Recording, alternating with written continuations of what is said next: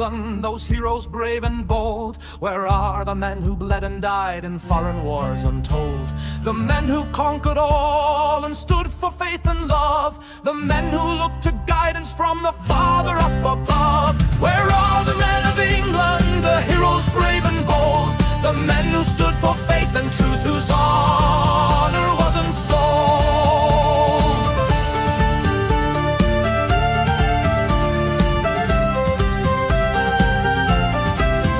Where were the men of England when Ruperts so depraved took the daughters of our nation, who forever they enslaved? What of the men of England that looked the other way? They took the country shilling, they never made their play. Where are the men of England, the heroes brave and bold? The men who stood for faith and truth, whose honor wasn't sold.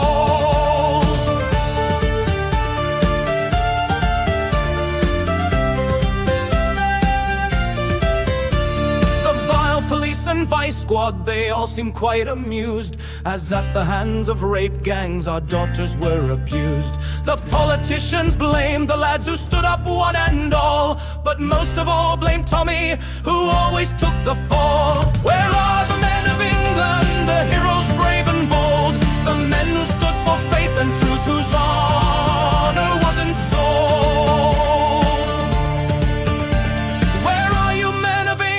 For now we all must stand. The future of our children is still within your hand. The future not yet written for this green and pleasant land.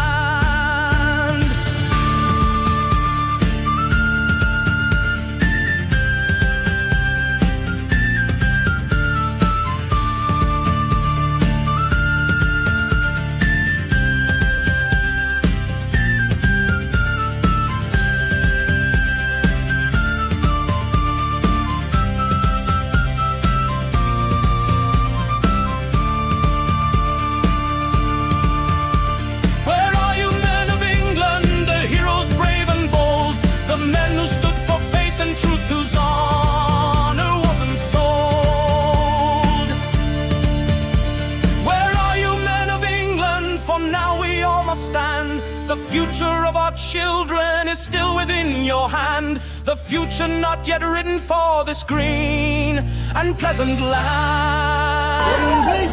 This morning, my friends, I asked a question. This morning. I said, where are the men of England?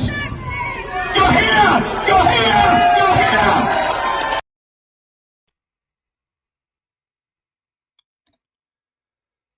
Well, good evening, everybody, and it's good to be back. It's been a little while since I've done a live, and I apologise for that. I have literally been, since all the shenanigans, well, I guess it really started on the 16th of May, and I thought I was going to get really my time freed up after the 16th of May. That hasn't happened. If anything, my time has been swallowed up even more. I've had all sorts of stuff going on. And of course, we had Southampton, and we had the unveiling of the murals in North Belfast, which obviously I needed to get something edited, get a little film put together on that. Southampton was meant to be interviews about UTK, and everybody ended up in Southampton on that Tuesday night, and we all know what happened there. And then we had Belfast, man, and well, the whole world knows what's happened in Belfast last week, and I'm going to talk a bit about that. Got to be careful what I say, but I'm going to talk a little bit about that in relation to this, which is the grooming inquiry that Rupert, Lowe and Restore published the report. I think was it yesterday? I'm losing track. Yesterday or the day before. I've read most of it today. There's bits and pieces that I need to go over again, but I think 10 out of 10 to Rupert, Lowe and Restore. Now, anyone knows me, I ain't a Restore Britain fan, okay, for lots of reasons. I'm just being honest. But now I'm not party political anymore because Advance has ceased to exist. Temporarily, maybe. Who knows? We'll see. We'll see what happens. But I'm no longer party political, so I can give credit where credit's due. And despite me having reservations over Restore for lots of different reasons, when it comes to this report, I think it is absolutely superb. And I'll tell you why. Because this report is now in the public domain. It chronicles the testimonies. The most important part of this report is the survivors' stories. And I'm going to read some of them to you tonight, and then I'm going to look at what we did when we did the Rape of Britain documentaries in whenever it was, 2020, right the way up to 2022.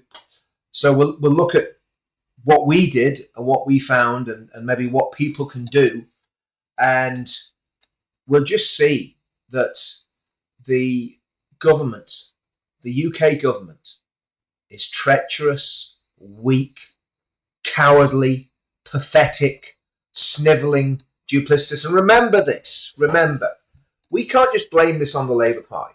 We'd love to pin it all on the Labour Party. We all would. We can't stand the Labour Party because they are the main drivers of this nonsense. But the last political party to be in power was pretty much Labour Party with a blue rosette. It's as simple as that. The Conservative Party was not conservative in any way, shape or form. And again, that causes us all sorts of problems when we're looking at the political arena. I'm not going to talk about politics tonight, but I'm just going to say this. At the minute, I am politically homeless. And as a politically homeless person, I am a political refugee. And I need a party that's going to say political refugees are welcome here. Okay? But there isn't one out there at the minute. That's just the way it is. But this scandal of the rape of a generation of the daughters of England. That's why I wrote that song, what was it, 2 years ago now. And it just came to me like that. Just came to me. The words and everything just came to me so quickly. And I wrote that because sadly, the men of England from the top, from the king down, we have failed the daughters of England. I include myself in that. Okay, I'm living in Northern Ireland, so I'm kind of semi-detached from England. I can't be there all the time, obviously, and I wouldn't want to be there all the time. But the reality is that we have failed the daughters of England.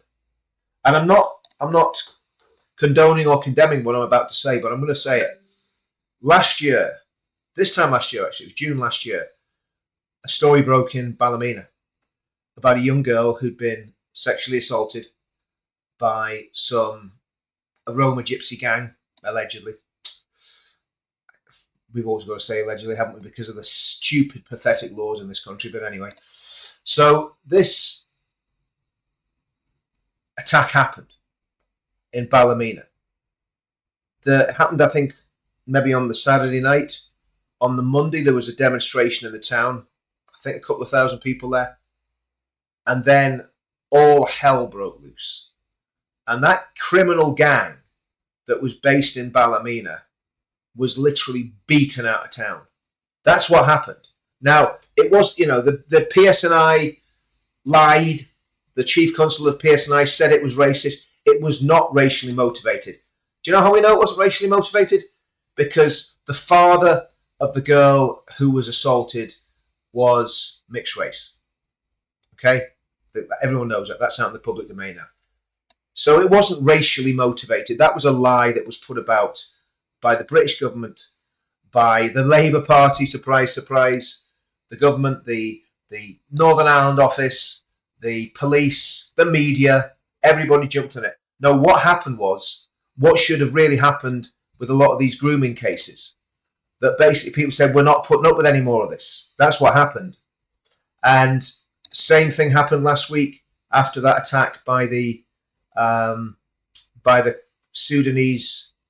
Was he a jihadi? We'll never know. We're never going to know what the motivation was for that vile, disgusting savage to hack a young man almost to death on the streets of Belfast. It wasn't for that guy with the hurley stick and the police. And again, I know what I would have done if I was a policeman. That's all I'm going to say. That's probably why I'm not a policeman. So all I'm going to say is the people of Belfast react in a way. I'm not saying whether it's good or bad. I'm just saying that's what happens. That's what happens. Because there's still a community in Belfast. And of course, the media are in absolute outrage over what happened. They were the same with Ballymena. This is scandalous. This is racist. These people are... No, there were people who were standing for their community. And what needs to happen in England? People need to stand for their communities in England. I'm going to get into that later. I'm going to go into a lot more on that if I have time later on. 10 past 9 now. There's so much to go through. I want to read some of these testimonies to you, because if you haven't read the report's I think 216 pages long. I've pretty much, I think about 3/4 of the way through it. Okay, but I've skim read, right way through the whole thing. So, but I'm going to go into more detail. I think I'm going to do a couple of sessions on this because I think it deserves it. I'm probably going to invite some of the people that are involved in working on it onto the show, but I'll need to do that before I announce who they're going to be. But it is harrowing reading, but it is essential reading, and it should wake us all up to what needs to happen. And there needs to be, and I'm not talking about anybody taking the law into their own hands, I'm not talking about anybody doing anything stupid, but there needs to be an awakening among the British people to what this mafia has done. There is a mafia operating in our country. It is still operating. It deals in drugs and people. Okay? It is a Pakistani Muslim mafia. It is connected with all the towns and cities up and down the country. Many of them are connected by family. Many of them come from the same parts of Pakistan. And again, to give the caveat, I'm not talking about every single Pakistani. But I tell you what, when we did the work that we did in Telford, we found out that out of the proportion of men in Telford of the age that would be active in these gangs, there was an extremely large number that would shock a lot of people. The police know that. The government know that. The general public don't know that because the general public have been lied to and gaslit for years. And anybody that does what I'm doing now tonight talks about it. You get the eye of Sauron comes upon you. You get the Islam. What's this group? Islamophobia UK. So some group anyway that's been saying that I should be arrested, I should be put in prison, putting out where I live on the internet, putting out all my social media. So what? So what? Do you think we care what you think with your pathetic attempts to take over our country?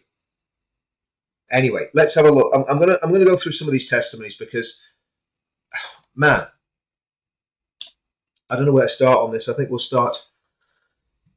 Where will we start? I think we'll start with Chloe's story. Okay, and let me just remove that from the screen. Remove me from the screen. So this is a girl called Chloe. This is just one paragraph of her story. There were times when Chloe would be missing. Now, I know a lot of people in the chat are Christians. Okay? I want every single time we talk about one of these girls, and there were girls when it happened, and they're still trapped in that, many of them are still trapped in that loop, that PTSD loop, and they can't break it. I want you to pray that these girls get a breakthrough. Okay? Some of them will, some of them won't. And yeah. Okay. I'm going to read it. There were times when Chloe would be missing for up to 3 days, during which time she was passed between taxis, drugged, abused, and raped. In every case, the perpetrators were Muslims and primarily Pakistani. On one occasion, Chloe was abducted by an abuser who was driving drunk. She was taken to a graveyard. He gave Chloe, still 12 years old, whiskey before forcing himself on her and raping her. This is graphic, guys. I'm going to warn you, this is very, very graphic, okay? He withdrew before ejaculation and forced the empty whiskey bottle into Chloe's vagina, where it shattered. Chloe admitted herself to A&E, but no questions were asked about how she sustained such an injury. She was examined, the glass was removed, and she was discharged. Now, that's just one story. When you read the report, and I remember, I think it was the MP Anne Cryer. It could have been Sarah Champion. I think it was Anne Cryer. This was years ago. She said she believed there was 1 million people, 1 million girls that had been raped by the euphemistically called grooming gangs. Let's not call them that anymore. This report by Restore calls them what they are: rape gangs. Okay? Rape gangs. That's what they are. Systematically. If it is over 1 million, I think Anchor said 1 million or 2 million. I can't remember. It was a huge number. The conservative number is 250,000. That makes sense when you look at the map. I'm going to put a map on the screen just now. When you look at the map and you see the areas and how widespread it was. And remember, in Telford alone there was 1,200. In Rotherham there was 1,400. And they're the ones that we know about. That's the ones that we know. There's girls have gone missing. There's some of these testimonies I'm going to read you tonight are they're like reading a horror movie. It's like reading a Stephen King novel. It is absolutely horrific what has happened. But I'm going to show you the map. Take myself out of the picture again. Okay, so I don't know if I can zoom in on this. I'm not sure that I can. But anyway, you get the picture. You get the picture. Northern Ireland. Now, again, Northern Ireland's highlighted on this map. From a Northern Ireland point of view, why do the people of Northern Ireland not know about that? If that's going on in Northern Ireland, and I believe I've had over the years, because obviously I've been involved with doing stuff with Tommy, and people know that I put the team together that did the Rape of Britain documentaries. Over the years, I've had people in Northern Ireland say to me, this is happening, that's happening. And I've just met a complete stonewall. When you try to dig deeper and you try to find out more, everything goes quiet. It's tumbleweed. Yeah? Why is that? I believe it's because the authorities in Northern Ireland know what would happen if this is happening in Northern Ireland and the state is covering it up. Man, what we've seen so far on the streets of Belfast will be like a Sunday school picnic compared to what will happen if there has been widespread grooming and it comes out. That is going to blow the lid off Northern Ireland, believe you me. And I believe it's been covered up, and I believe it's been covered up probably by the Northern Ireland Office Security Services, the PSNI. There's a big operation to keep a lid on this. I know there was a case in Bangor that went to court and a man was sentenced to prison about 10 years ago in my hometown. I know that. But you know what? If you Google it, you can't find a record of it. I know where the restaurant was, but you can't find a record of that restaurant being used for grooming. So how big is it in Northern Ireland? I'm saying that because a lot of people who watch me are watching from Northern Ireland. But, you know, these are questions that we've got to ask. And, of course, this was covered up. One of the reasons there wasn't a big reaction in England, nobody could believe it. Nobody believed that Abdul down at the curry shop was raping his daughter. Let's just get it right. Let's just call it what it is. Nobody believed it.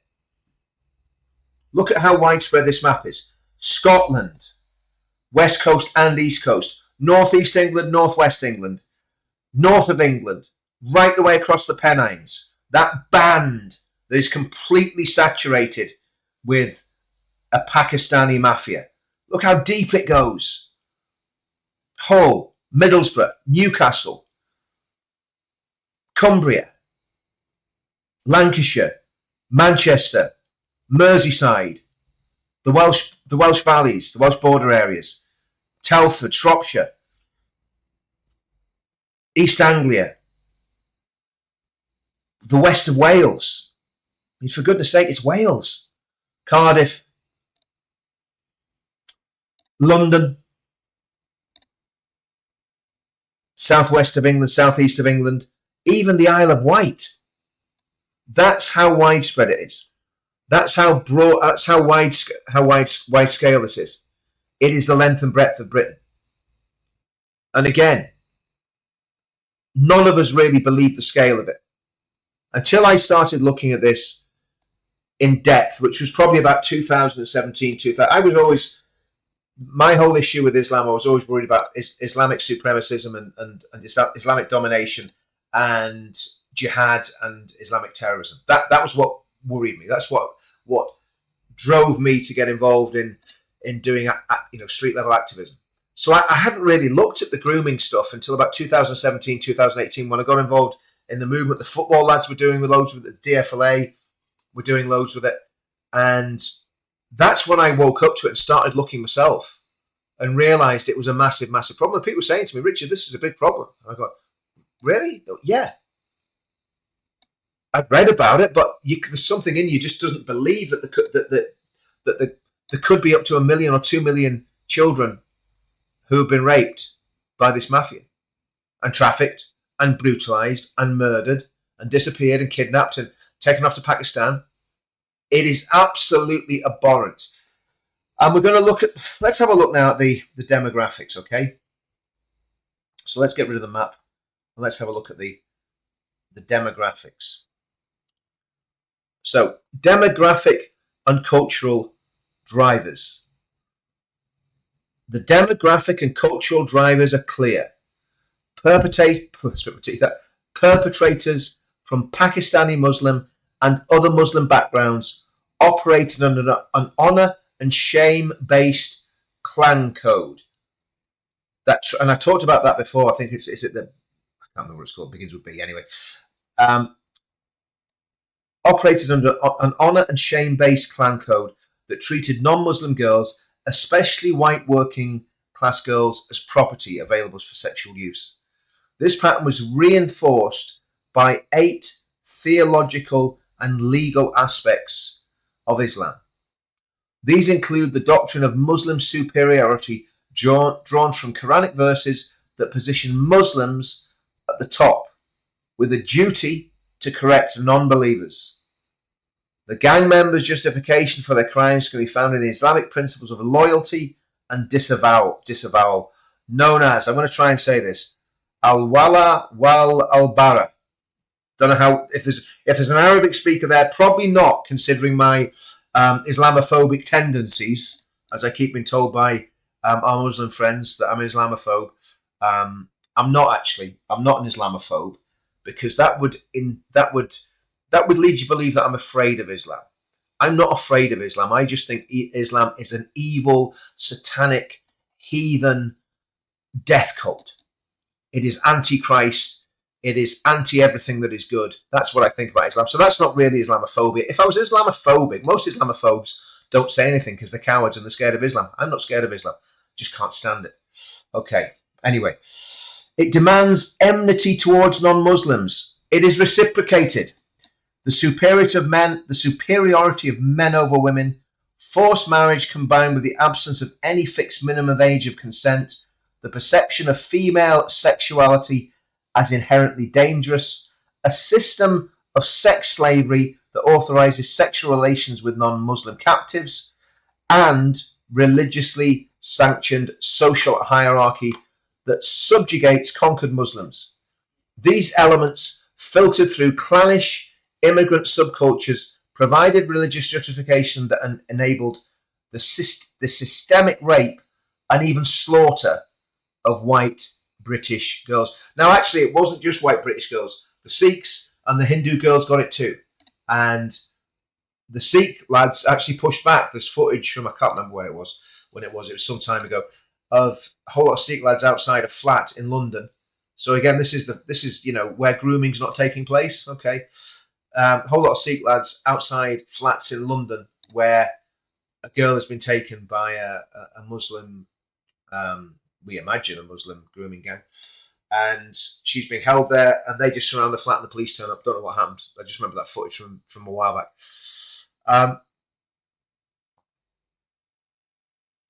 This is what the kind of summary of this little portion of the report is. Were Britain functioning effectively, these girls would have received considerable state protection.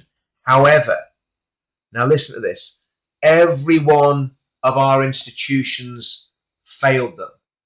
Every one of our institutions, the government, the police, the social services, the education system, the health service, the family structures, the community, because communities, and this is why it is so important. I'm going to just keep dropping these things in as I talk.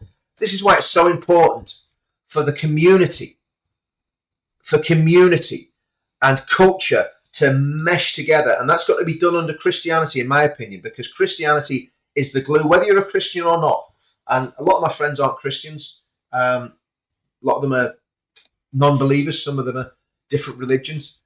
But the glue that holds Britain together, whether you like it or not, is found in the pages of this book, not necessarily in the Church of England, not necessarily in the Church of England, but in the pages and doctrines of the Bible, in the old Book of Common Prayer, the old Anglican Book of Common Prayer, etc., etc. Britain became a great nation when it became a Protestant nation. It's as simple as that. That's just a fact of history. So, putting all that to one side, we need to rebuild culture, we need to rebuild community, and we need to build resilience. Now, what happened in Belfast was a reaction to a violent attack. Can you imagine what would happen in Belfast if it came out that these gangs had been operating in Northern Ireland for years, and let's say a couple of hundred girls had been taken as slaves to these savages? Can you imagine what's going to happen in Northern Ireland if that comes out? And I believe that's why it's been hushed up. But in England, there's just tumbleweed blowing through the streets. Nobody's done a thing about it. And I'm not saying do anything violent, but I'll tell you what you could do. If you find out that the case of this is happening, you could walk to that area and do a protest in that area, or just do a static protest in the area where you know that's taking place. And if a couple of hundred people turn up in one of those areas where that's taking place, well, you know, that's certainly going to put a marker down, isn't it? And again, I'm not in any way suggesting that people go there with violence intent. Go there peacefully. But if 1,000 people turn up in an area where grooming's been taking place and do a vigil, a protest, you could do it noisy, you could do it quietly, you could do it silently, you could take banners, you could take whatever you want. But I think getting on the streets to these areas where grooming is taking place is certainly one thing that you can do. I'm going to look at it later, what we did with those documentaries. Basically go and shine a light on the baddies. Go and make documentaries and put cameras under their noses, because that had a positive effect that we'll talk about later on. So there are things that we can do. There are things that can be done, but we need to do something. Of course, you do all the usual stuff. You write to your MPs. Apart from my MP's brilliant, but everyone, all the rest of them seem pretty rubbish. But write to your MPs. Get your MPs to do something about it if it's happening. Certainly, if it's happening in your area, write to your councils. Contact the police. If you know it's happening, contact the National Crime Agency. And make sure that the people of your community know that men from this curry house here are accused of doing this, X, Y, and Z. People know when this stuff's going on because it comes out. The state cannot hush this up anymore. They can't cover it up anymore. So people will know. And one of the, well, I'm not going to go into it now. I'll go into it later on. I'm going to read another testimony. And there's so many testimonies here. I'm going to read now. I'm going to give a real warning before I read this. Okay, if you are squeamish, if you are a little bit weak at the knees, and you don't like graphic descriptions of horror, you probably need to leave you probably need to stop watching this now, because what I'm going to read now, it's in the report. It is absolutely horrific, and this is Felicity's story. Let's get rid of my ugly mug out of there. Or will I leave it there? I'll leave the ugly mug down the bottom. Okay. In fact, no, I'm going to get rid of it. Where is this one? Felicity. These are Felicity's words. This is the first time I've ever shared a full account of what's happened to me as a child. I was trafficked by predominantly Muslim men outside the local area. After this, I began being collected either by taxi or by men who would pick me up personally. I was also put in situations where I was made to participate in harmful acts involving other children. This was used to confuse boundaries and to make what was happening feel normal, while also creating secrecy and fear about speaking out. The man was described to me as someone who adored me and would marry me. I was told this was God's plan and that I would need to convert to Islam. Obviously, that's not God as in our God, that's obviously Allah. This was presented as love and destiny, but it functioned as manipulation and control. I remember at one point being given a book about Islam by one of the Asian perpetrators, and being told I needed to learn it as part of the pressure to convert. Now, do you notice the thread through a lot of this is Islam? The diabolical thread through all this is Islam. Another upstairs room was known to me as a punishment room. I describe it this way because it was a room where girls were taken if they were said to have done something wrong. Inside that room, I remember crate-like enclosures similar in appearance to dog crates. Some were positions on the floor and others above. I also recall there being various items in the room which were used to hurt or punish people. Entering the room was frightening, and it was understood that being taken there meant serious punishment. I do not recall people always explaining why punishments were happening. Now listen to this. I remember one of the worst punishments I ever witnessed involved another girl who was accused of reporting one of the men to the police. At that time I had answered back and Char had stood up for me. She was slapped and both of us were taken upstairs. We were in the punishment room when another girl was brought in. The men stated that she had reported one of them to police and needed to be taught a lesson. I then witnessed an iron being used on the girl's back while it was hot. Now remember, this is a child. This has been done to a child. I then witnessed an iron being used on the girl's back while it was hot. I remember seeing severe burns and skin damage to her back. This memory has remained deeply traumatic to me. So you have three vulnerable little girls in there. One of them has a hot iron put on her back. Now, these are stories that we have heard widespread of not just disgusting, vile rape of children, but absolutely monstrous, violent abuse of those children. And if you're watching this, please, please, please let people know that this is going on, because not everybody's going to read this report. I'd say very few people will actually read the report like I'm going to read it, because I've read through most of it. I'm going to finish it off tonight, and I will make more videos on it. When we made the Rape of Britain films, I did the initial interviews with the girls. So I spoke to them, and some of them didn't even end up some of the girls didn't even end up making the film. So there was a lot of information came into my head, and again, I forget who said what, so I'm not going to say the names, the girls' names, and I want to say who said what. But one of the things that I was told, in fact, no, I'll read the next bit, then I'll go on to that. My recollection is that the girl later died. Now listen to this. That my recollection, and it's the way it's just said, it's just matter of fact. This girl, Felicity, is so traumatized by this. Pray for these kids. Pray for these kids, please. Please pray for them.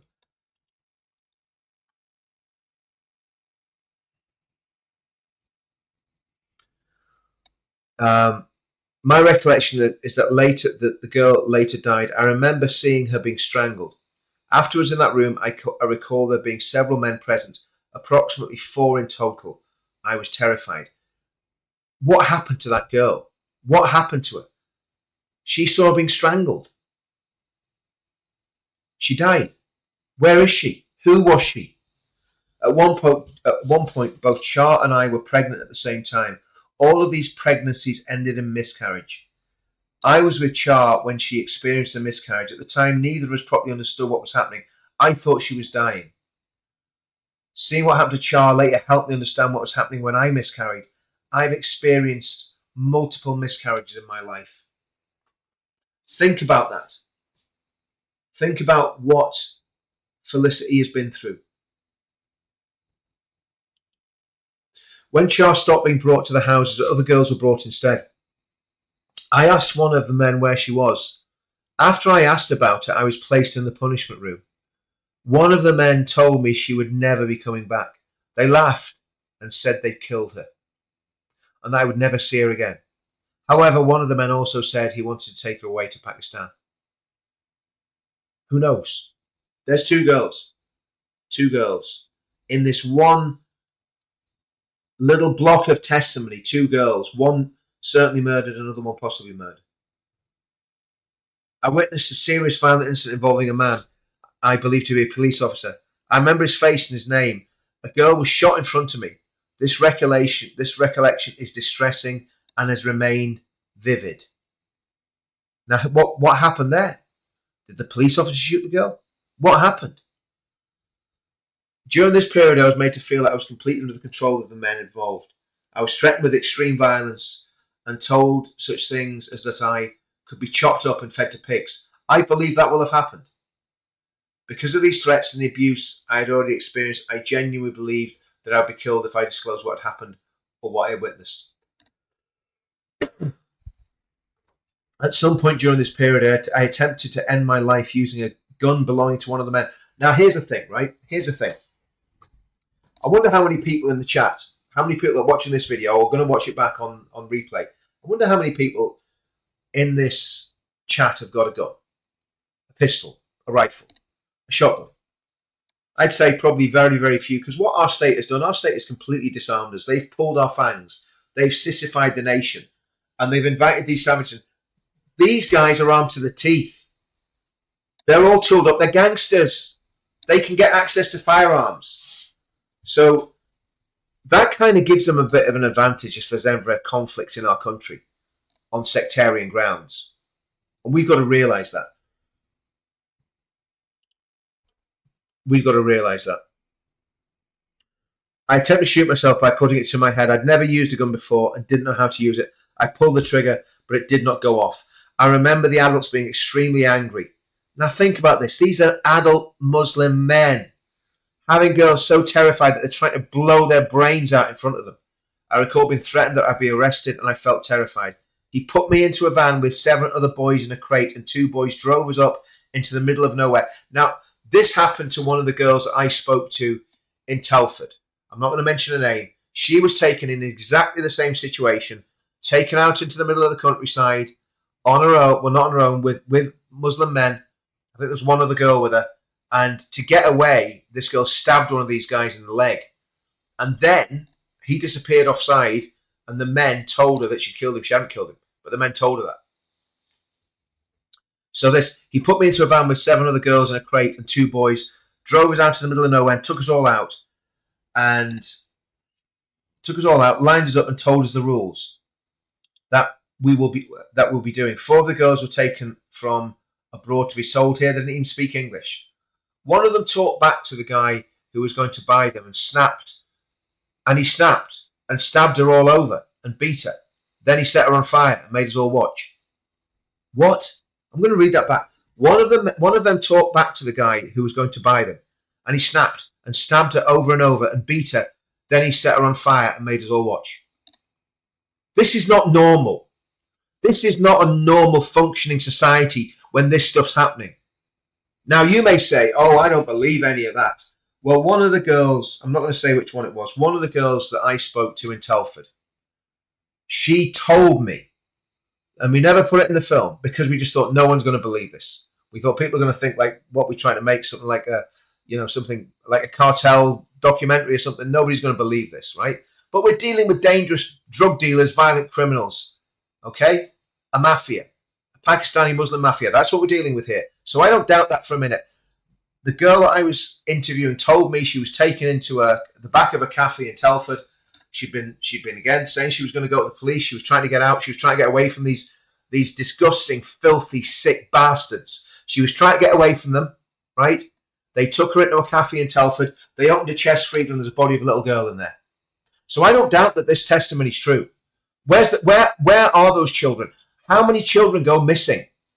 How many young girls go missing? Nobody cares for them.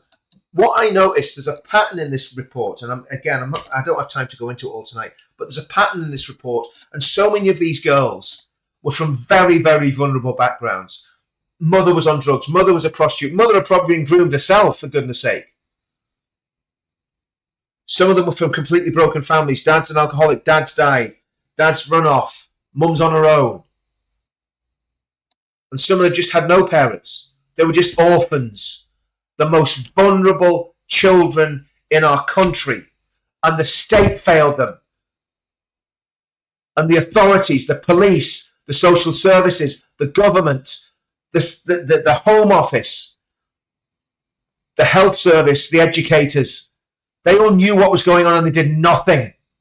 Because these girls were problematic. These girls were a bit lippy. These girls were the ones that came into school drunk. Is it any wonder they came into school drunk? Is it any wonder? And they were totally cast aside. They were totally forgotten about. And we've got to remember that these kids, these are the daughters of England. These are the daughters of England. They might have been from broken homes. And not all of them were from broken homes, incidentally. Some of them from very good homes. Some of them were from very good homes. And they just got caught up in it. And once they're trapped by these monsters, and hanging's too good for these bastards. They have murdered. They haven't just raped a generation of our daughters. They've murdered a generation of our daughters as well. Because even the survivors, so many of them are so damaged their lives never get put back together again. How many of them die of drug overdoses? How many of them take their own lives? How many of them are just so destroyed and shattered and smashed by this? This is, you know, everyone goes through hard times, right? But this is something totally different. And I remember speaking to these girls and just thinking, how did you survive that? How did you survive that? And that's why, you know, we would always call them survivors and not victims. Because that's what they call themselves. They said, we're survivors. We're not victims. We're survivors. Man.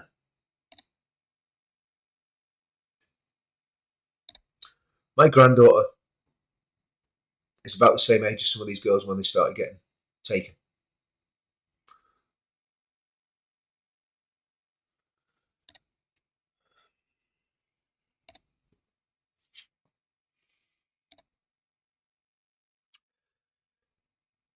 I'll read that again. One of them talked back to the guy who was going to buy them, and he snapped and stabbed her all over and over again, and he beat her. Then he set her on fire and made us all watch. That's what changed me. That's why I tried to jump out of the window. Towards the end, I had to dig my own grave. There's one man I remember distinctly. He would talk about wanting a rose to his Fred. He talked about wanting a rose to his Fred. He's talking about Fred and Rosemary West, the vile, disgusting serial killers. He talked about his idol being Fred West, and he wanted. Now this is a Pakistani Muslim, okay, because she said that already in the testimony. He talked about his idol being Fred West, and he wanted a partner he could kidnap, kill, and eat kids with. This is not normal behaviour, but it is in Islamic culture. That's the problem. If you look at the life story of Muhammad and look at some of the monstrous, psychopathic, evil things he did, he took sex slaves, he raped women, he raped Aisha when she was 9 years old, according to their own sources. So, and he, of course, in Islam, is the perfect man. That's how dangerous this all is. And we can't talk about it. When I talk about this sort of stuff, I'm thinking, I'm going to lose my YouTube channel because of this. I'm going to lose my liberty because of this. Why should I even have to think like that? Because none of those things should come into the... And that's why I just talk about it anyway. Because this is truth that absolutely has to be told. And we're going to look at the Islamic side of things next. He talked in detail, and I saw him again when I was 27. I did try to report him at 27, but they didn't believe me. They didn't believe me. Systemic failure once again. The police didn't believe her. Why didn't the police officers, wherever this girl was, why didn't you believe her? Why? Oh, well, she was on drugs. She was always coming out with crazy stuff. There's no evidence. No, it was expedient for you not to believe her. And my goodness, there's a day of reckoning coming for the police, isn't there?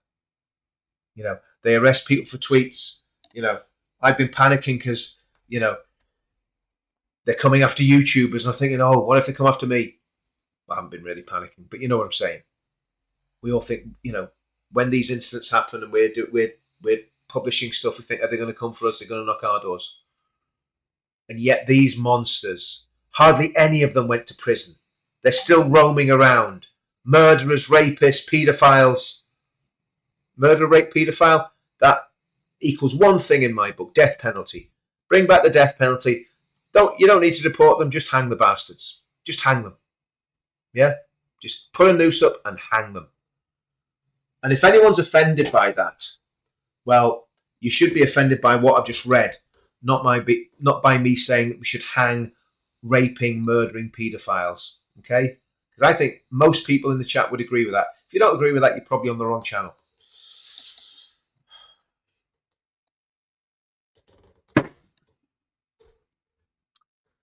I recall one occasion where he hung me upside down by my feet and whipped me. He then urinated on me. I also remember him forcing axe upon me and pouring substances over me while laughing, as though he found it amusing. His behaviour appeared sadistic and degrading. The house resembled other houses I had previously seen where girls were present. I remember seeing a very...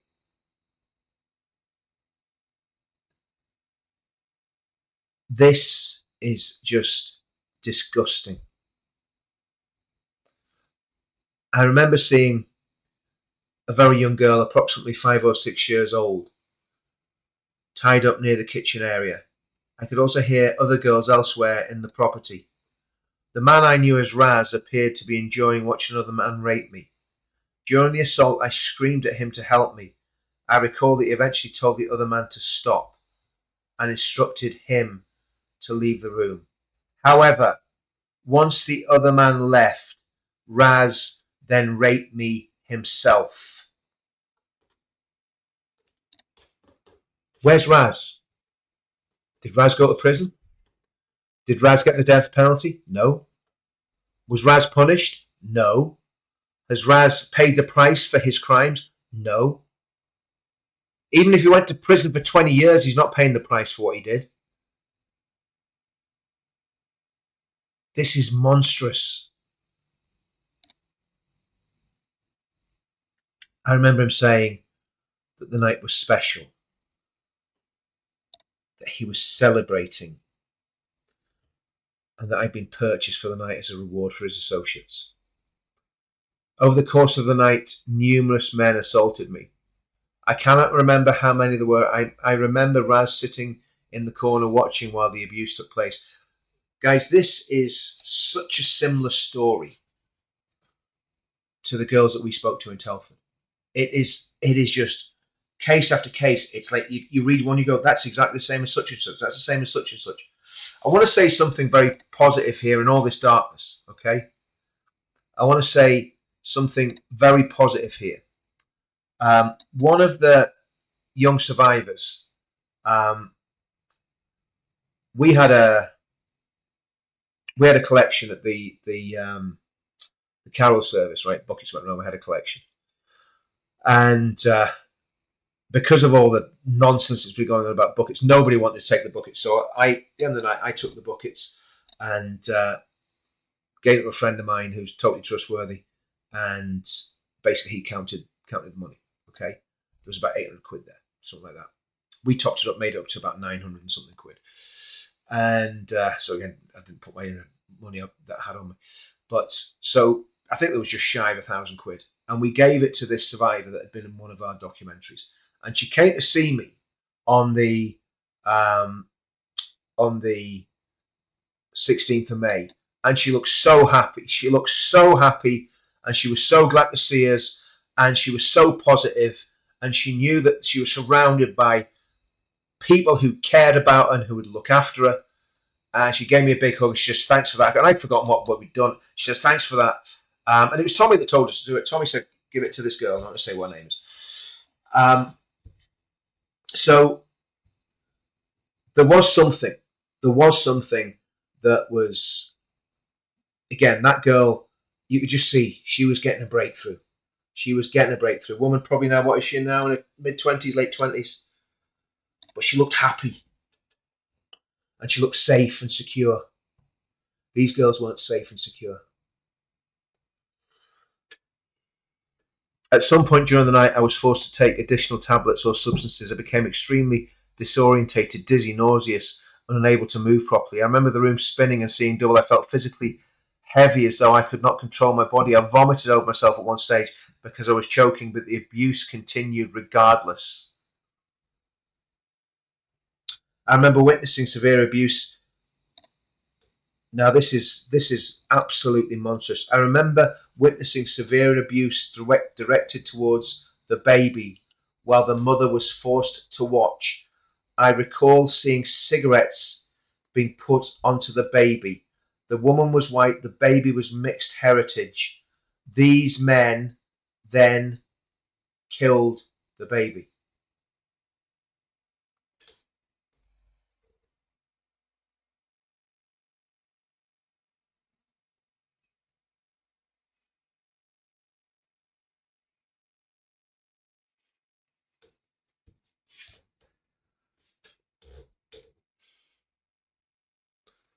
The incident caused extreme distress and remains one of the most traumatic memories I carry. At the time, I felt emotionally overwhelmed and psychologically broken by what I witnessed. I'm just going to read this, guys, because I can't even look at the camera at the minute. I experienced ongoing nightmares, flashbacks, dissociation, shame, fear, and emotional numbness. There were periods where I blocked out significant parts of what happened in order to cope and survive. I also experienced repeated situations where I felt disbelieved, dismissed, or treated as though I was inventing events, which had a deeply damaging effect on my confidence and mental well-being. Let's just read that one sentence again. These men then killed the baby.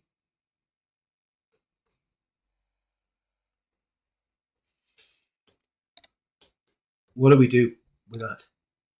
What do we do with that? And those savages are walking among us. And I'll hear people say, oh, I don't believe that's far-fetched. No, it's not far-fetched. No, it's not far-fetched. We know what jihadists did in ISIS in Iraq when they took Christian babies and killed them and then cooked them. We know that happened in ISIS-controlled territory in Iraq and in Syria, and how Christians were completely... How there's been a genocide in Syria since that jihadi monster took control. Druze, Christians, Alawites, Shia, persecuted and murdered by Sunni jihadists. So don't think this is far-fetched. You look at October the 7th. There is something savage and disgusting and evil at the very heart of Islam. It's as simple as that, guys. Simple as that.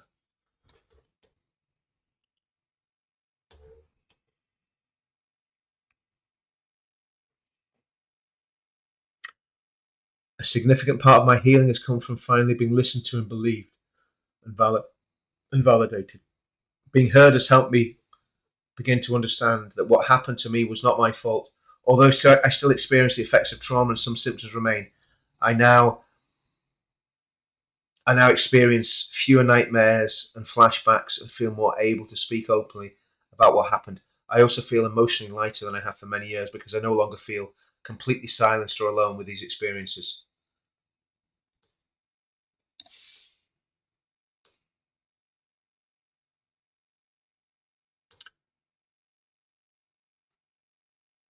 What do you do with that? What do you do with that information that I've just read to you?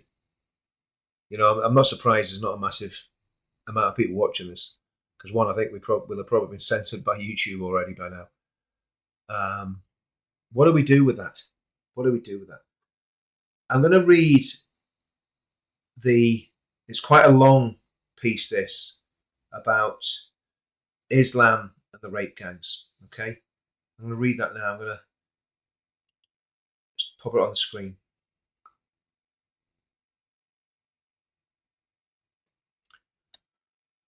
Okay.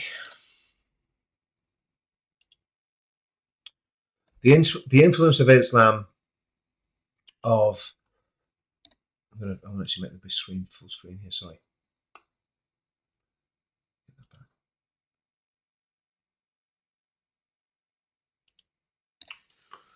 The influence of Islam, treatment of non-Muslims worldwide. Britain is not a unique case. This sort of thing goes on anywhere that neither welcomes mass migration from Muslim countries or contains long-established... that either welcomes mass migration from Muslim countries or contains long-established Muslim populations. there is a consistent pattern of sexual violence directed against non-Muslim minorities in settings where Muslims form the majority. Across Britain, as we have noted, girls from Sikh and Hindu backgrounds have also been targeted by Muslim gangs. Again, that's very important. This is not a skin colour thing, right? This is not brown people just attacking white people. This is Muslims attacking everybody else. And we've got to realise that that's the way we've got to fight this battle if we're going to have a chance of winning it. What we can't have is a polarised society where white is pitted against brown and black, because these scumbags will win on those grounds, because they'll galvanise as much as they can the other communities to themselves. Across Britain, we've noted girls from Sikh and Hindu backgrounds also been targeted by Muslim gangs. Unlike the white British majority, these non-Muslim immigrant populations were never prevented from organising as a collective to protect their own. In doing so, as was their duty, the network of Sikh organisations drew attention to the appalling treatment of non-Muslims in Pakistan. We need not only look at the appalling treatment of girls from minority faiths in Pakistan, where Christian, Hindu and Sikh girls are kidnapped, forced to convert to Islam and married to get an understanding of their underlying motivations. In 2018, around 1,000 girls in Pakistan's Sindh province alone suffered this fate. In many cases, perpetrators are granted impunity due to corruption and connivance with local officials. In April 2024, UN human rights experts expressed serious alarm regarding the vulnerability of minority girls in Pakistan to forced religious conversions and forced marriages. Their press release highlighted that Christian and Hindu girls in particular face heightened risk of abduction, trafficking, child forced marriage, domestic servitude, and sexual violence. Human rights groups and media reports, including a 2021 BBC investigation, have estimated that thousands of non-Muslim girls, primarily Christians, needless to say, as our experience in Britain demonstrates, this same track record applies even when there are one among many minorities. The network of Sikh organisations, our letter to the Home Secretary on grooming gangs, 20th of January 2025, the Office of the United Nations High Commissioner for Human Rights, press release, Pakistan. UN experts alarmed by lack of protection for minority girls from forced religious conversions and forced marriages. Hindus and Sikhs are abducted annually in Pakistan, compelled to convert to Islam and forced into marriage with their abductors. One documented case involved Farah, a 12-year-old Christian girl, abducted from her home in June 2020 by 3 Muslim men, raped and forced to perform household labour as a slave. A common sequence in these cases sees a girl abducted, coerced into signing a conversion certificate, and swiftly married to a Muslim man. Police in Pakistan frequently side with the abductors over the girl's family. When parents pursue legal action, courts tend to uphold the legitimacy of the conversion. Birth certificates may be falsified to indicate that the girl is not minor. Contact with the family is typically blocked. Following conversion to Islam, non-parents lose all authority over their child, as Islamic law prohibits non-Muslims from exercising guardianship over Muslims, including their own offspring. The evidence from grooming gang convictions across Britain repeatedly shows Muslim background among many of the perpetrators. Many, I think it's about 90-something%. When, I think Majid Nawaz and the Quillian people said 85%. But I think when you examine the court testimonies and the names that are associated with this crime, I think it's 95 to 98%. Okay, when this is viewed along similar patterns of sex crimes observed both in countries of origin from immigrants and in Muslim majority societies, it offers compelling grounds to consider that elements of Islam are contributing to the grooming gang scourge in our country. While it's unsurprising that the religion can shape and regulate sexual behaviour, the suggestion that Islam might play a role in driving sex crimes remains deeply uncomfortable for some in the liberal West. Try the BBC, try Piers Morgan, try Sky News, try even GB News to a certain extent. I tell you what, people are terrified of standing against Islam. People are terrified of calling Islam out for what it's doing. Even so, the possibility of an Islamic influence on these crimes cannot be dismissed. The available data strongly points toward it as a hypothesis that merits serious examination. The impact of any religion on individual. By the way, I think Inspector Clouseau must have written this part of the report, because it's blatantly obvious that that this is influenced by radical Islam. Okay. For instance, convictions of Indian origin Muslim men in grooming gang case across Britain, abducted, shackled, and forced to marry, are notably rare, with those of Pakistani heritage. Sorry, that doesn't make sense. Sorry, that doesn't make sense. This fact may relate to demographic context. Muslims fall. Oh yes, okay, yes. So it's saying there's relatively few Indian men involved in the grooming. It is Muslim Pakistani men. Okay, this is. Do you know what? I'm going to skip past this, because, to be honest with you, this is so patently obvious that we don't really need to go over this again and again.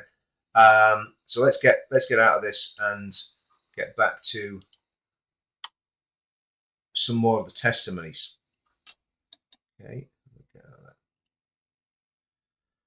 right. I'm going to read Dr. Hill's testimony, because she goes into a lot of this.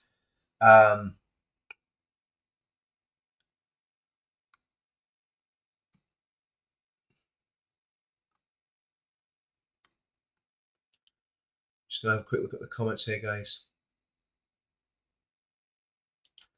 These crimes have been used by Islam for 400 years. They're not unusual. No, of course they're not. Listen, this is the crazy thing.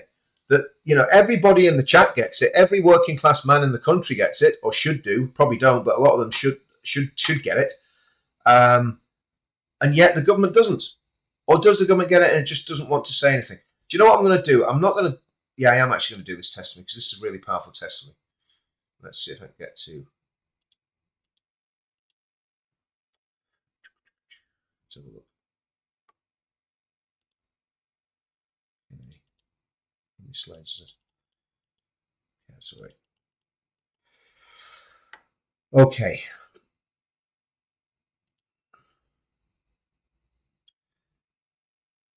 Yeah, I would say it will get taken down, Blossom.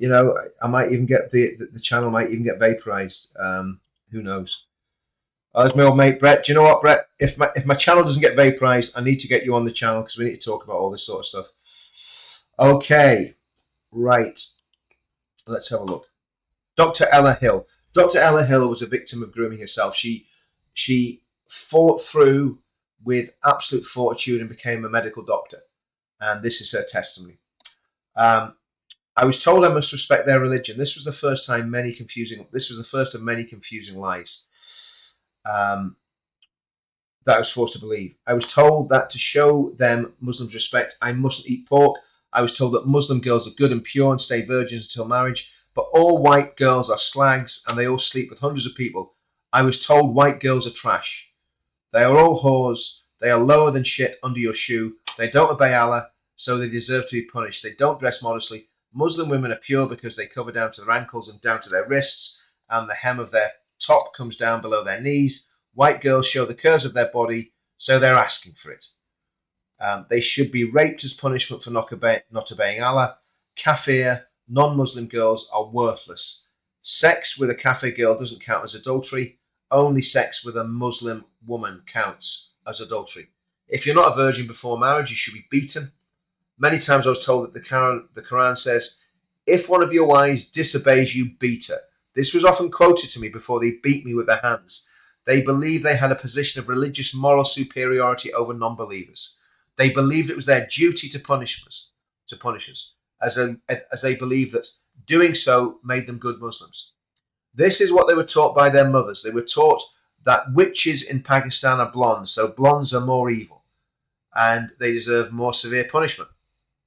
I was told that in Islam, if a girl or a woman looks at a man who isn't a brother, father, or husband, that means she wants to have sex with him. I was told to look at the floor when I was around Muslim men. So when I did look at a waiter in a restaurant, I was then taken away to be gang raped as a punishment. I was told, you see, all these streams, they're just the common streams. It's the same thing over and over and over again. I was told that according to their faith community, girls are old enough for sex when they start their periods at age 11. Many of us had to endure the act of thighying, Arabic mufakada, which I'm now told is a religiously sanctioned way of molesting children according to some Islamic scriptures. This is just absolutely satanic.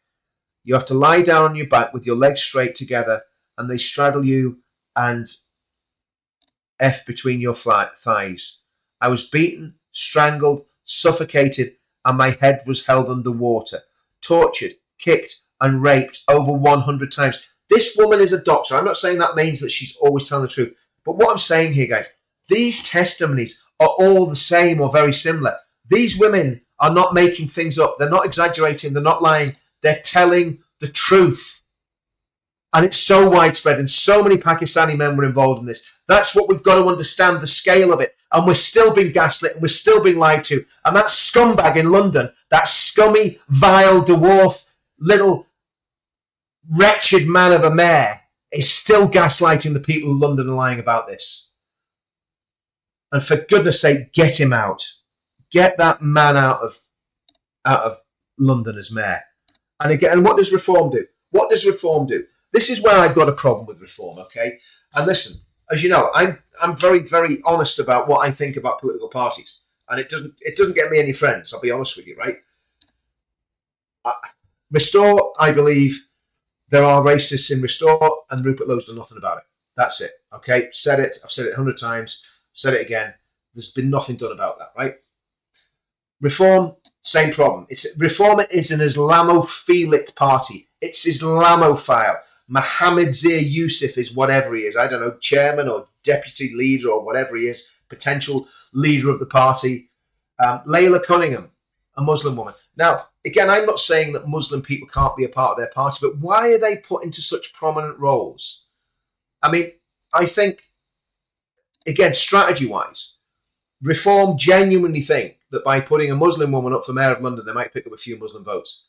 I don't think that's the way it's going to work. Because Layla is not a hijab-wearing jihadi Muslim. She's not a Muslim. She's a Muslim in name only. She's a Mooni, Muslim in name only. Meanie, Muslim in name only. Okay, Mino, that's what she is. She's not a proper Muslim according to all the crazy jihadi type people. And there's a lot of them too in the country, and there's a lot of them have influence over the Muslim community and tell them who to vote for. They ain't voting for Layla. Sorry. So in London, they'd have been far better having Ant Middleton or someone like that standing for reform. And it's not too late, Nigel. Get rid of Layla, get Ant in to stand for London Mayor. I think he may stand as an independent anyway. Everyone should get behind him.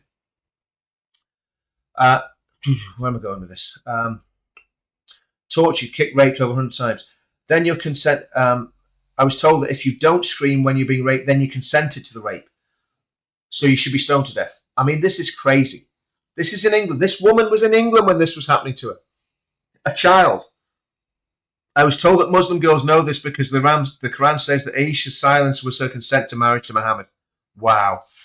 Wow. So Muslim girl, remember Aisha was 9 when she was raped by Muhammad. 9 when she was raped. That's one of Muhammad's wives, a 9-year-old. Well, I think he married her when she was 6, but he consummated the marriage when she was 9. Okay? Goodness knows what that poor child had to put up with before the marriage was consummated. Anyway. Great religion, isn't it? It's just Methodism with turbans, isn't it? And beards. That's all it is. There's nothing to see here. There's nothing dodgy about it. There's nothing to worry about. That's all it is. Look at what's in this testimony. Look at what's in this report. And you tell me that we're Islamophobic. And you tell me that we've got a problem with it. Well, boy, do I have a problem with it. So Muslim girls know to scream. When I did wear a headscarf to try to protect myself from being raped, I was told to get it off. And they raped me again. I now know that all these so-called ways to protect yourself from being raped are rape myths used to excuse perpetrators' criminal behaviour. They threatened to kill my parents. My parents tried to stop me seeing them. I was intimidated with guns. I was threatened with body parts being cut off with knives. This is what these bastards did to our daughters. This is what these bastards did to the daughters of England. There's no other way to describe it. And I'm just reading from the report, guys. I'm not making any of this up. I'm reading this, and this is just, there's just a rage. I mean, Farage called it right the other day when he talked about a cold rage. Because I've known about this stuff since we made those films. I've known about this before we made those films. But seeing this again refreshes it. It reinforces what I remember hearing the girls' testimonies, and it's like you're kind of in a dream because you're thinking, this can't be real. Nobody could do that to children. Nobody could do that to any children. Can you imagine if the boot was on the other foot? Can you imagine the scandal if this had happened to even one Muslim girl? If this happened to one Muslim girl, Bradford would have burned to the ground. The Muslims would have gone crazy. But, you know, suck it up for the sake of diversity, guys. Isn't that what one ex-Labour MP said? Suck it up for the sake of diversity. They have to go. They have to go. It's as simple as that. They have to go. Oh.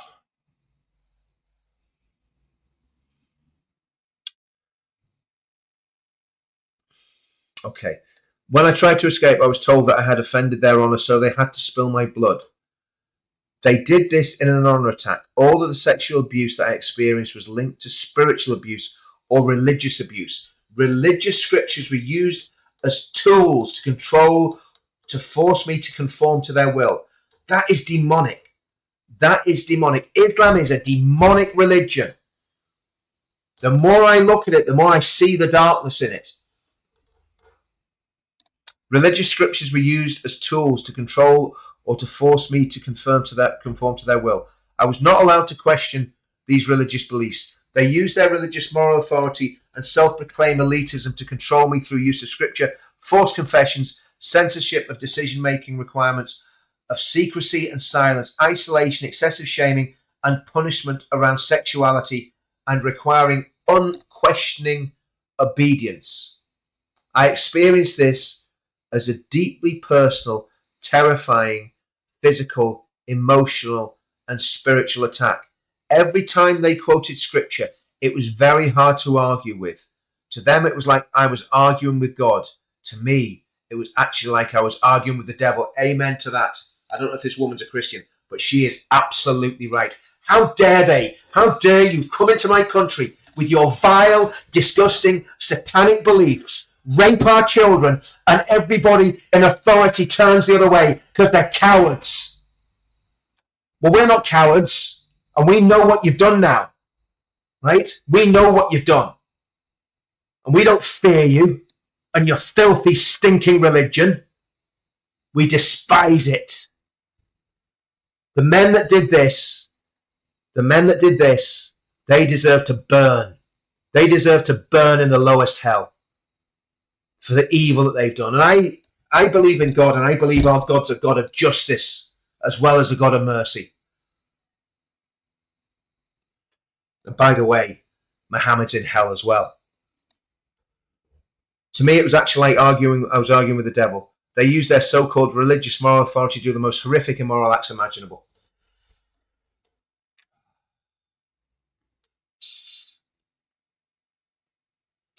That's where we're at, guys. That's where we're at. Right, what I'm going to do, I'm going to play a little edited version of the Rape of Britain, episode 1, I think it is. I think it's episode 1. I'm going to put it on screen now, guys, yeah? Because when you hear that, and when you see what's happening, by the way, guys, let me know in the comments what you think of this. Let me know in the comments what you think. I may have vaporized my channels tonight, but you know what? I don't care. If I lose my channels over telling the truth about grooming gangs, I don't care. So let me play this little piece of a video. I should tell you, an independent inquiry into the sexual exploitation of children in Telford and Wrekin has been going on for well over 2 years. It's been led by the law firm Eversheds Sutherland. The problem is, and I'm quoting from its terms of reference, The aim and purpose of the inquiry is to raise public awareness into child exploitation in Telford during the period of the inquiry, and the inquiry wants to hear from survivors of abuse. But if accusations are made, the accused will be notified of the accusation and given the name of the accuser. That's a legal obligation. The accuser can object to the accused being informed, but then the inquiry cannot use their evidence. We have also been told that many of those who know most about what has gone on in Telford and Wrekin, the police, social services and counsellors, many of them are refusing to help the inquiry at all. The inquiry will do nothing to bring justice for the victims. Now, we know the flagship Telford investigation, Chalice, resulted in 11 convictions. 11. That's it. Yet our shoestring investigation has been given over 200 names of alleged perpetrators. We also know the independent inquiry has been given over 300 names. We can shortcut the conclusions of the inquiry for you. The performance of the police, social services, counsellors, it was woeful at best, but more than likely a deliberate attempt to cover up these crimes against little girls for fear of being called racist, or in the interests of community cohesion, or, as we will hear and see, because of corruption. Covering things up doesn't create community cohesion. It does the opposite. Any right-thinking member of the community, of any community, regardless of their culture or their religion, would agree. It also destroys trust in public institutions, the very institutions that taxpayers fund to protect us all, especially the vulnerable. Police, social services, politicians. No one's been fired for this cover-up or corruption, and I suspect no one has even had so much as a verbal or written warning. These people just shuffle off into retirement with their fat pensions. And the abuse is still going on today, right now, in Telford and Wrekin. Watch this. In terms of there's an independent inquiry going on at the moment, which is being hosted by an independent QC and an independent solicitor. Well, will that we are supplying them. We are supplying them with 40 years worth of information. 40 years. 40 years worth of information. 40 years, children have been failed. So that the inquiry can have a 40 years, children have been failed. Full understanding of the situation that Telford stays at. It won't be released just like. Yep, that's right. The police in Telford have passed 40 years of evidence to the independent inquiry. They've known what has been going on in that town for 40 years, as of the council, social services and the government. And we know, and they know, it's still going on today.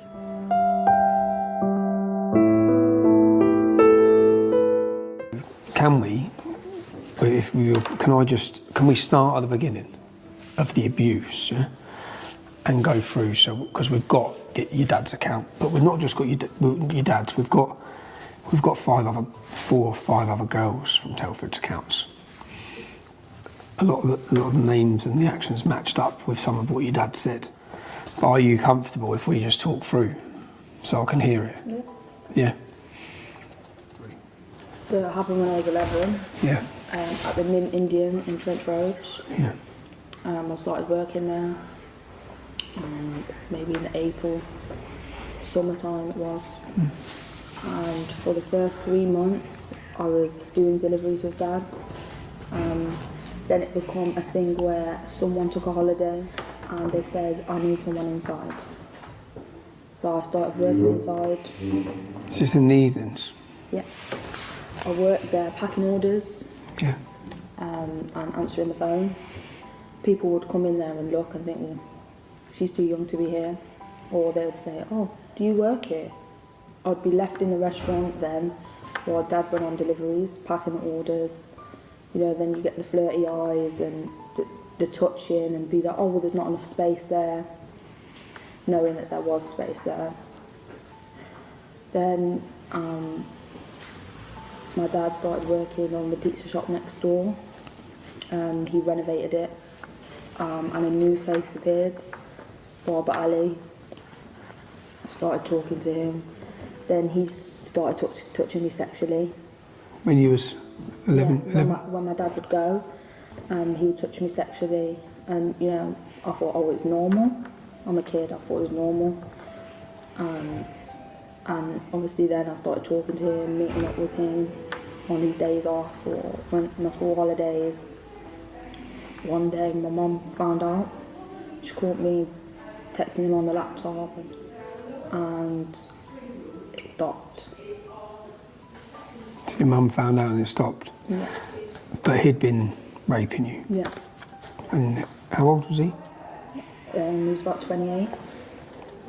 Where would he rape you? In his car. You were 11? Yeah. So it started for you when you was just 11? Yeah. And you said the police were involved? Yeah. And my police officer was DC Joe Hayes. And that's when you was 11? Yeah. So DC Joe Hayes was involved at the age of 11? Yeah. And did they arrest him, They did Barbali? investigations. He was bailed. Okay. And then about 6 months into the process, fell apart. So I was told.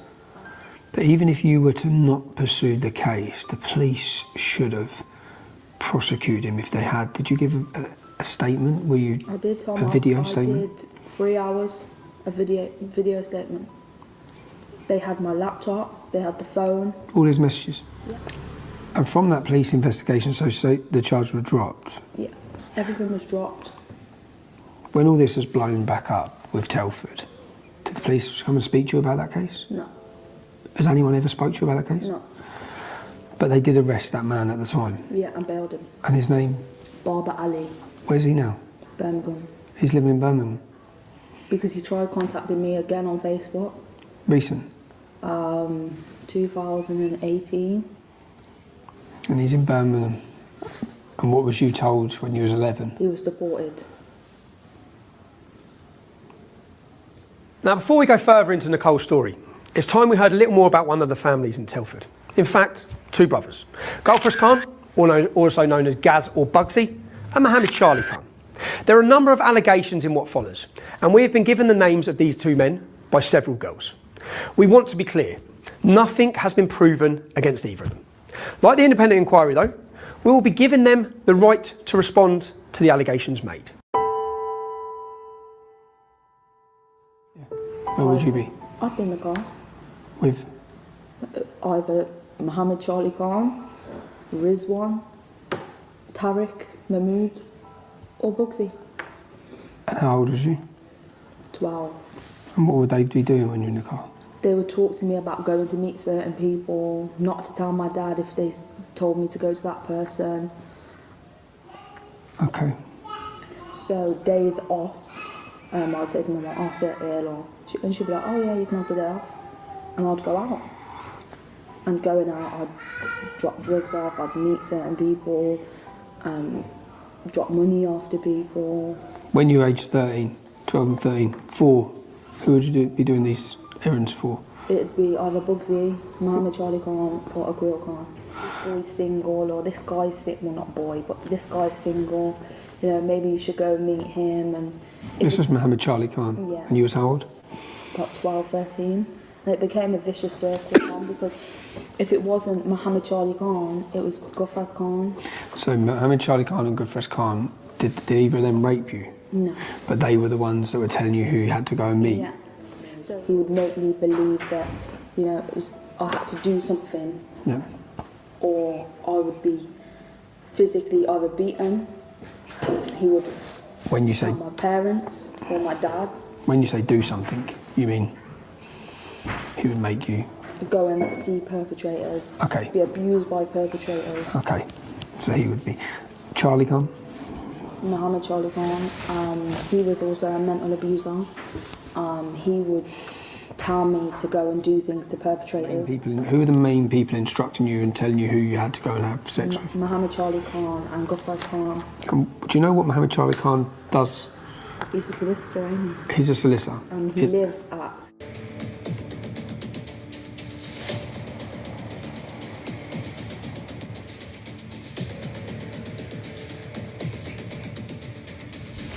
Excuse me, is there a shortcut to the hotel this way?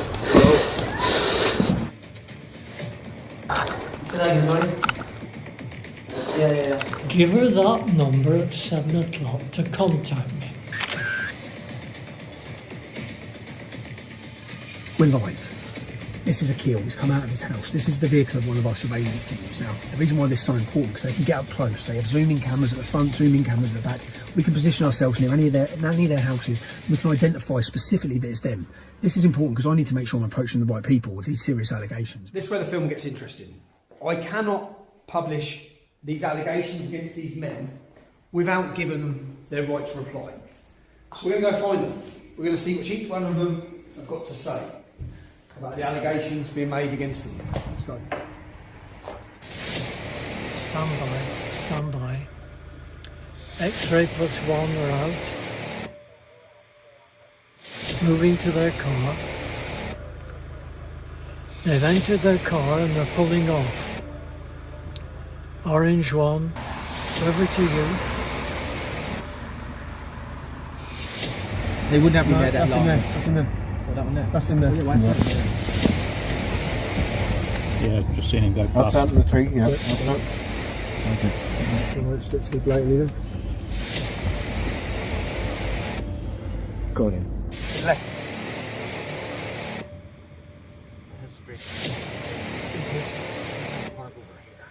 What, here on the right? Has he just turned up? Yeah, okay. Right, ready?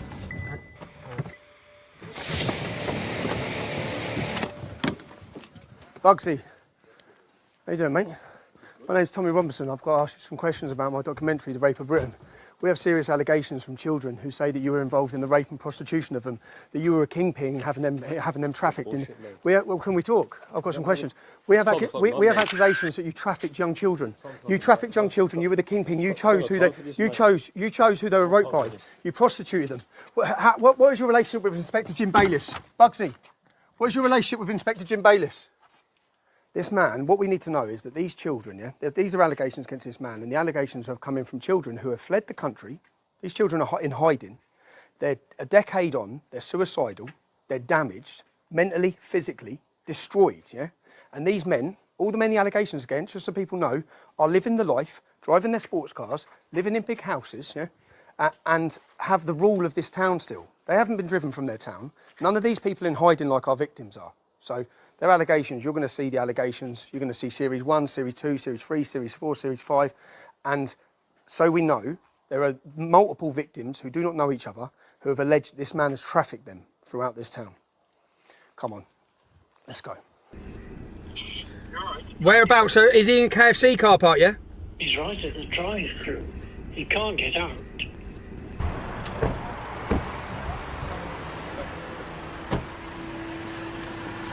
Mohammed, can I ask you some questions? How you doing? I'm doing a film about the rape of a generation of our daughters in Telford. I've seen you give seminars in the mosque, against grooming. Yeah. It's quite admirable. Mate, listen, I know you are. Listen. Yeah. I'm against anybody breaking the law. The police are there to get the evidence and bring people to justice. I've got nothing to say. I'm a British citizen. I'm born here. I know you have your opinions about people from my ethnic background, but I see this as my country. Okay. So can I ask you this? I've got nothing to say to you. I'll just ask you this one question. Come on. Why would 3 individual girls who do not know each other all be telling me and giving me statements that you have been involved in their grooming, in their trafficking, and in their prostitution? 3 girls that do not know each other in this town. Why would they be telling me that, Charlie? Listen. This is complete a lie. I have never ever been involved in any of this business or anything like that. I've been married for over 20-something years. People who know me can vouch. I've never ever been. I'm asking that question again. Why would listen. 3 girls who do not know each other say that you've been involved? I'll give you one scenario. You dragged a girl in the room, you threw her on the floor, and freshly migrants come in one by one and gang raped her. Listen, mate. What do you have to say to that allegation, Charlie? I have got nothing to say to you. What's your relationship with Inspector Bayliss, Charlie? Who? Inspector Bayliss. I've got nothing to say What's to your you relationship with Inspector Bayliss? I don't know what you're on about.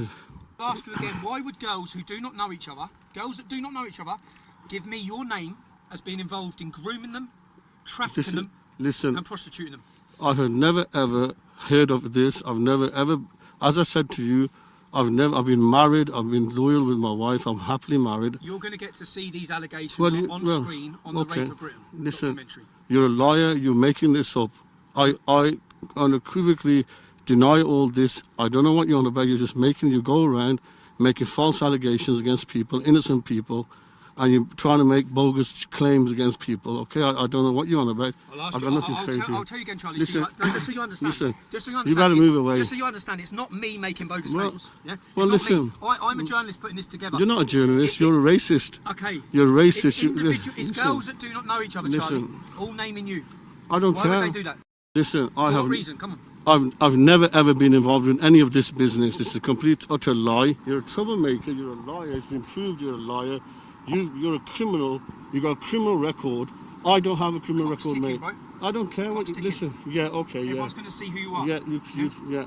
You might have got away with it You might have got away with it for a decade. You might have thought you were smart. Yeah. You might have thought you were clever. You might have thought you had police officers on your payroll. Right? Well, you're on about payroll. I'm not in a situation to pay people money. I don't have that kind of money. What you talking about? You liar. So how come I have children saying you're involved in drug dealing? I have statements saying you're involved in drug dealing. Move out the way, you liar. This is a complete lie. What nephews? What are you on about? I'm a married man. I'm happily married. Why would forget it being me here asking the question, Jeff? Why would girls who do not know each other? I've just been blocked. Can you move out the way? Mate, I'm just here to ask you questions. I'm just here to ask you questions. I'm just asking. You're trying to kidnap me or something? I'm not trying to kidnap you. I'm just asking. You've got no right to do this, okay? I do have a right to ask you questions. We're in a public space.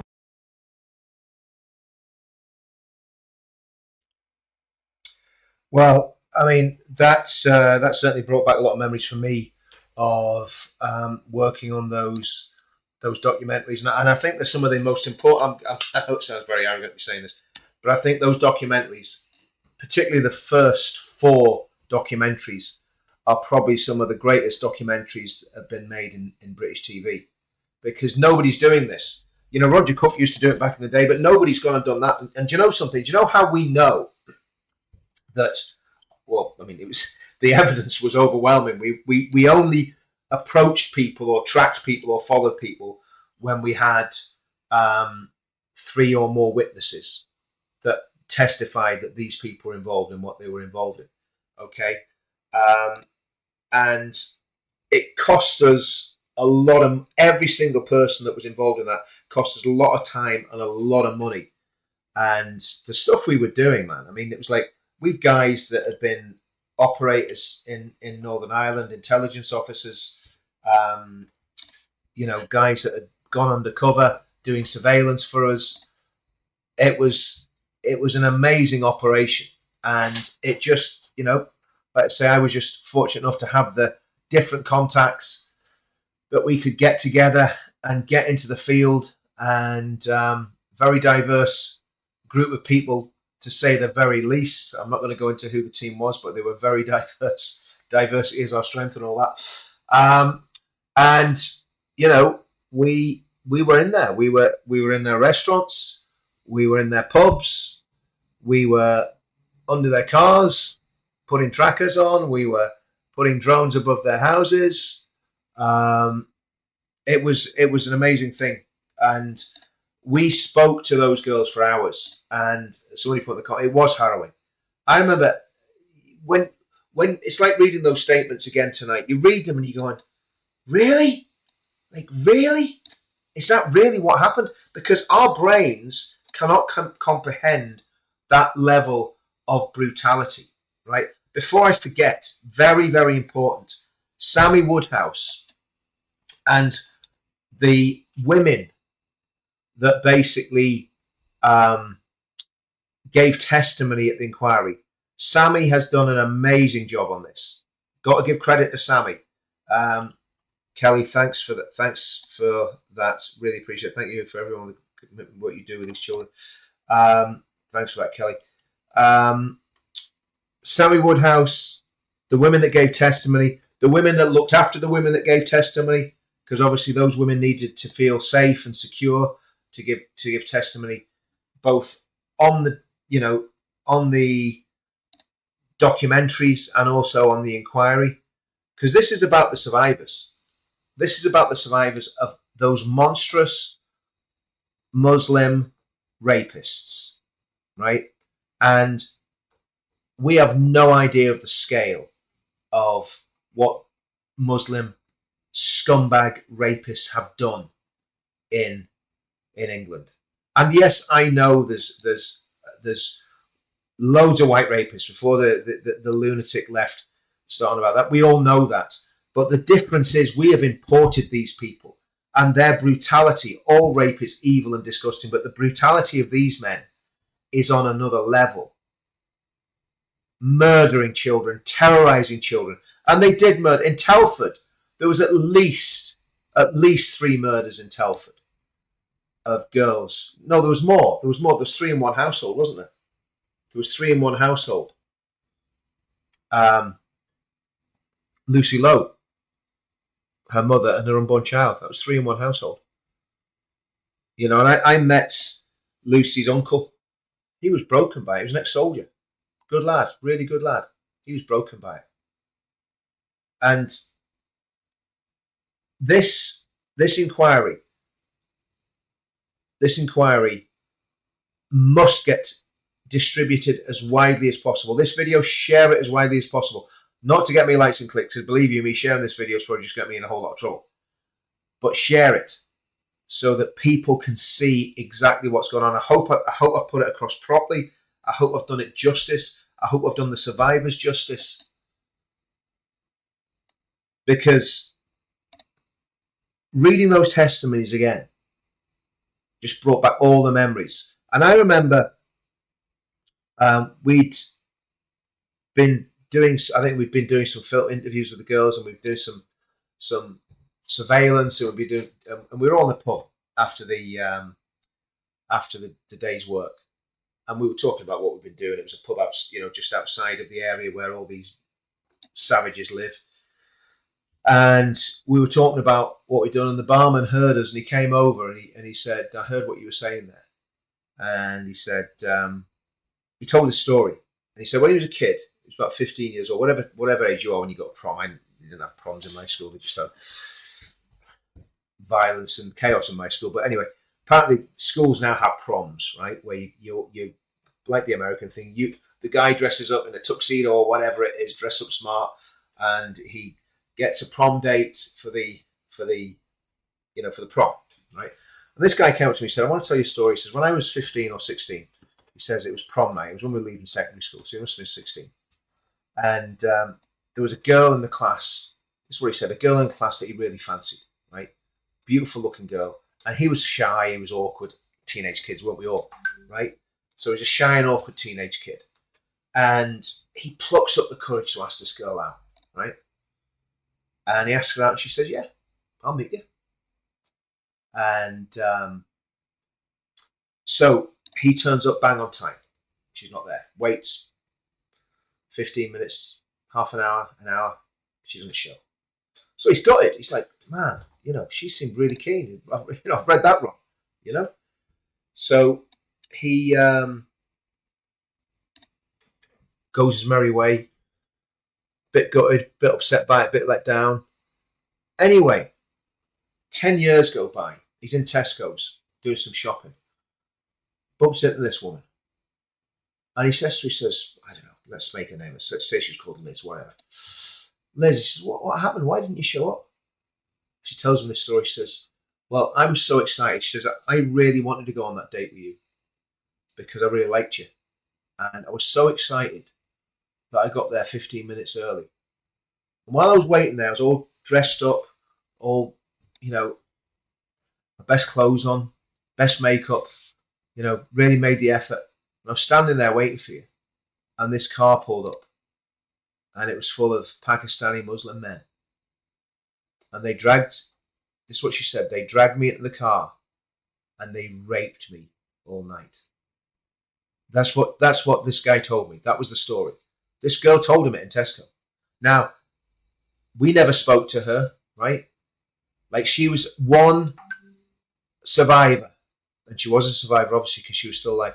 One survivor from a good background, by all accounts, from a good home. He was kind of, he was a decent guy. You could tell he wasn't, he wasn't some junkie from the street. He was a decent guy, right? She was obviously a decent girl. But these savages basically kidnapped her off the street, took her off and raped her all night when she should have been at her prom. She should have been something that was so positive and so good and so wholesome. And those savages took her away and raped her. And I heard that, and that it made me realise the scale of it, because obviously we've been dealing with the survivors that we've been dealing with. How many more? Was she on the list of the 1,200? I doubt it. How many more girls did that happen to? How many women in the UK have had that done to them by Muslim savages? Let's just leave it there, guys. I'm going to play that song again.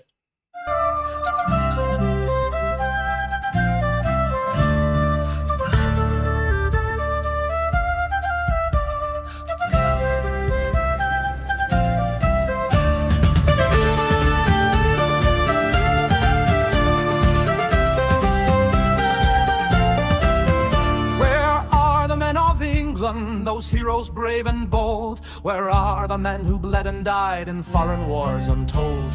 The men who conquered all and stood for faith and love, the men who looked to guidance from the Father up above. Where are the men of England, the heroes brave and bold, the men who stood for faith and truth, whose honor wasn't sold?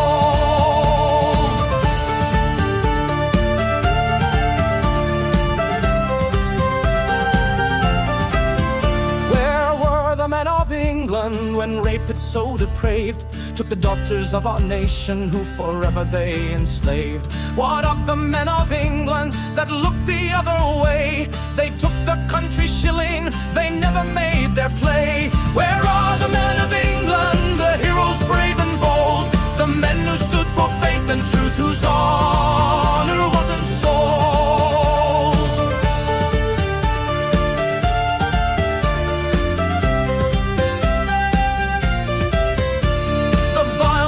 And vice squad, they all seem quite amused, as at the hands of rape gangs our daughters were abused.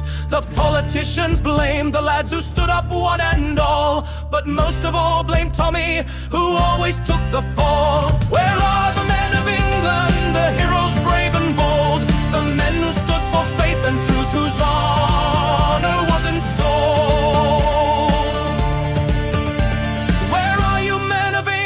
For now we all must stand. The future of our children is still within your hand. The future not yet written for this green and pleasant land.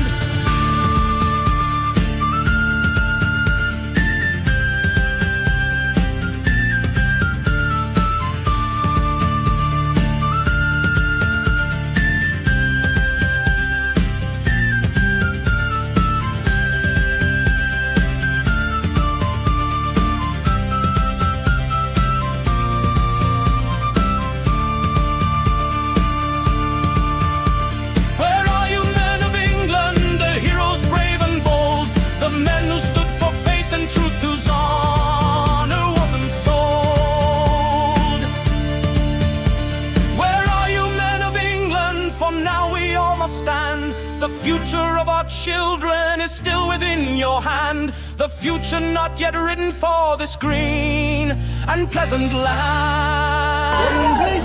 This morning, my friends, I asked a question. This morning. I said, where are the men of England? You're here! You're here! You're here!